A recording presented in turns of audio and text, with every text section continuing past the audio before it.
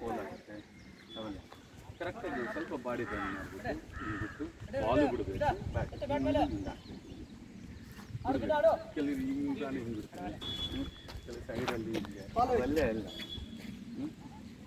ಸುಮ್ಮನೆ ಹೆಂಗೆ ಬರ್ತಂಗೆ ಹಿಂಗೆ ಹೋಗಿ ಆಡೋದಿಲ್ಲ ಸಿಸ್ಟಮ್ ಹೌದಾ ರೀಸೆಂಟಾಗಿ ಬರ್ತಿದ್ರೆ ಸ್ಕೂಲ್ಗೆ ಹೋಗ್ಬೇಕಂತ ಹೆಂಗೆ ಬರ್ತಾರೆ ಅಲ್ವಾ ನೀಟಾಗಿ ಬರ್ತಿದ್ರೆ ಸ್ಕೂಲ್ ಇದನ್ನು ಹಂಗೆ ನೀಟಾಗಿ ಏನೇನು ಪ್ರೊಸೀಜರ್ಸ್ ಇದೆ ಸ್ಟೆಪ್ಗಳಿದ್ದಾವೆ ರೂಲ್ಸ್ ಇದ್ದಾವೆ ಅದನ್ನು ಕಲಿಯುತ್ತೆ.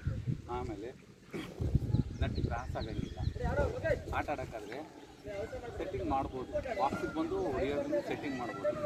ಆ ನಟ್ಟಿದೆಯಲ್ಲ ನಟ್ಟು ಕ್ರಾಸ್ ಆಗಬಾರ್ದು. ಅರ್ಥ ಆಯ್ತಾ? ಎರಡು ಬ್ಯಾಟ್ಗಳು ಇಬ್ಬರು ಆಡ್ತಿರ್ತೀವಿ, ಕ್ಲಾಶ್ ಆಗಬಾರ್ದು. ಇಬ್ಬರು ಬ್ಯಾಟ್ಗಳು ಕ್ಲಾಶ್ ಆಗಬಾರ್ದು. ಆಮೇಲೆ ಟೆರಿಸ್ ಬಂದ ಕಾಲೇ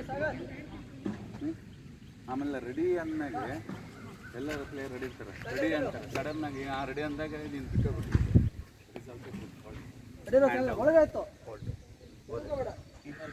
ರೆಫ್ರಿ ವಿಸಿಲ್ ಹಾಕಿಲ್ದಂಗೆ ಮುಂಚಿತ ಮಾಡಿಬಿಟ್ರೂ ಫಾಲ್ಟು. ಗಮನ ಇರಬೇಕು. ಆಮೇಲೆ ಈ ಲೈನ್ ಇರುತ್ತೆ, ಲೈನ್ ಇದೆಲ್ಲ ಇದೆಲ್ಲ ಸರ್ವಿಸ್ ಮಾಡೋಕ್ಕಾದ್ರೆ ಲೈನ್ ಕ್ರಾಸ್ ಮಾಡಿ ಮಾಡೋಂಗಿಲ್ಲ. ಲೈನ್ನ ಇಲ್ಲಿ ಒಳಗಡೆ ಮಾಡಬೇಕು. ಆ್ಯಕ್ಚುಲಿ ಶರ್ಟ್ಗಳೂ ಕ್ರಾಸ್ ಆಗೋಂಗಿಲ್ಲ. ನಿಮಗೆ ದೂರ ಫುಟ್ಟಿಂಗ್ ತೊಳೆಯೋದಿರಲಿ, ಬ್ಯಾಟ್ ಕ್ರಾಸ್ ಆಗೋದಿರಲಿ.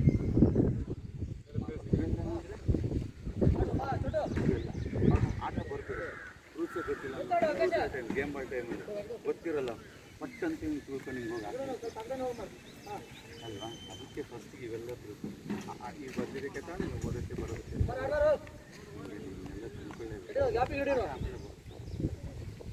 ಕಲೀರಿ ನಿಧಾನವಾಗಿ ಮಾಡಿ ನಿಧಾನವಾಗಿ ಒಂದೇ ಚೆನ್ನಾಗಿ ಪ್ರಾಕ್ಟೀಸ್ ಬ್ಯಾಟ್ ಭಾರ ಆಗುತ್ತೆ.